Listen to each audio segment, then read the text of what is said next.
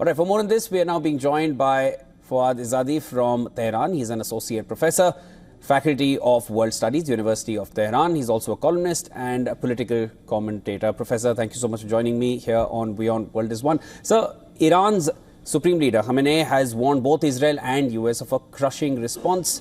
And of course, what we've just carried in this report as of now, the airspace from November 4th to 6th. And of course, we know those dates are, they have November 5th in the middle, and we know what that means for the US. What will Iran's True Promise 3 look like, and when is it expected? I think it's going to be bigger than the first two.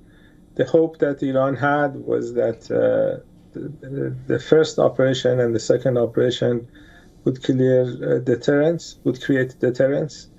Iran is not interested in a war with anyone, but the calculation in Tehran is that if attacking Iran has no cost, these attacks would continue. We know that Israelis don't have any ethical limitations. They're killing 20, 30, 40 children on daily basis in Gaza and Lebanon. The only language they understand in the eyes of the Iranian leaders is the language of force. And they don't want to see a repetition of what you see in Gaza and Lebanon in Iran. And the only way you can achieve that is to show that the cost of attacking Iran is extensive. And I think the third attack would be more extensive than the first two. When would it happen? I don't know.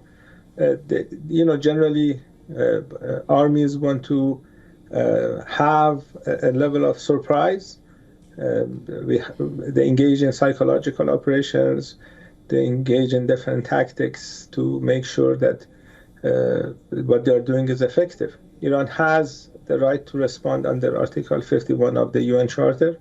Iran was attacked last week, and I think it will come sooner or later. But the exact date, I think everybody is guessing on that.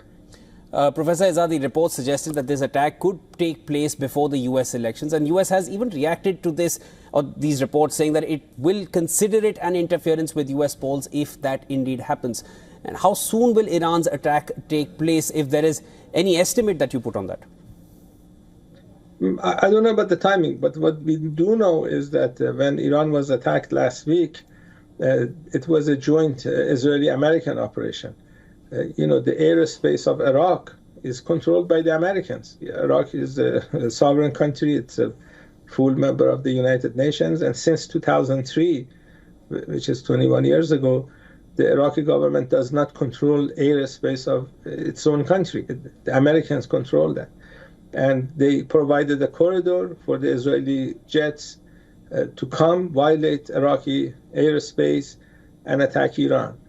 Israelis would not have been able to attack Iran without a joint cooperation with the Americans.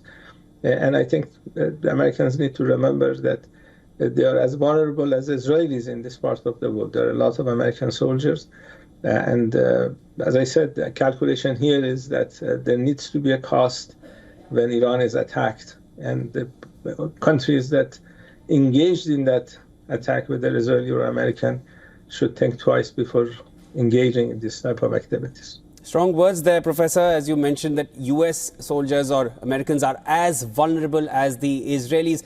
I wanted to just bring your attention to this as I take that comment of yours, and now I add to that. US already has its boots in Israel. The THAAD systems have been deployed for Israel's protection. US has also positioned 2 B-52 bombers in West Asia. The US has Abraham Lincoln aircraft carriers likely in the Arabian Sea, and more destroyers, fighter squadrons, tankers are being directed to the region. How is Iran viewing this US posturing? There is a lot of military might on display. True, and that gives Iranian military leaders more options in the places that they want to hit. If they have to engage, if they have to engage with the Americans, that would create more spaces to hit. Iran is not interested in a military confrontation with the United States. But this type of attacks on Iran, we already experienced 3 in the last number of months. Iran is not going to be able to tolerate these type of attacks. So Iranian leaders want to make sure that their country is not attacked again. and they cannot take the case to the UN because Americans have the veto power there, and they would veto anything that is critical of Israel at the United Nations. Iran's foreign minister has been traveling, visiting all regional countries in the last number of weeks, but diplomacy, it seems, is not going to achieve that deterrence that Iran needs. And sooner or later, there is going to be a third operation. Professor, I wanted to get your thoughts on this because this is a question I've raised with several Western voices as well. I'm keen to understand your perspective on this. Do you feel Iran's energy facilities have been left vulnerable, especially after Israel's recent attacks, where certain reports, and several of them, suggested that several of Iran's S-300s, the air defense systems, were destroyed? Are Tehran's nuclear facilities open to an attack now? You know, we know that Israelis have capabilities that the Americans have given to them. So we know that.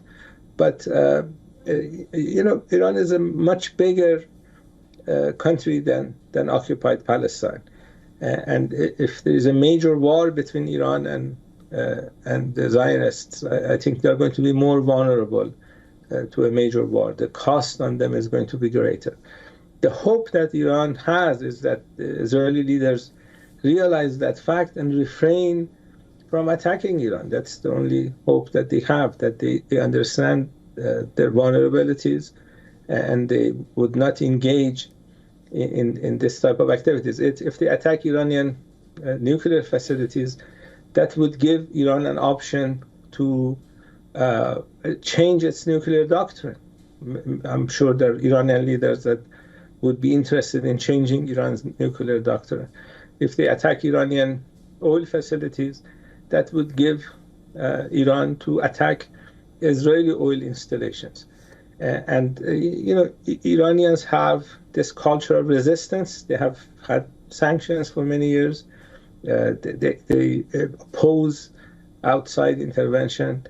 The people who have occupied Palestine have gone there because they were told there are free land, free jobs, free money, I hear you. Security, and none of that is available. So I don't think there is any culture of resistance in occupied Palestine by the people who have occupied it.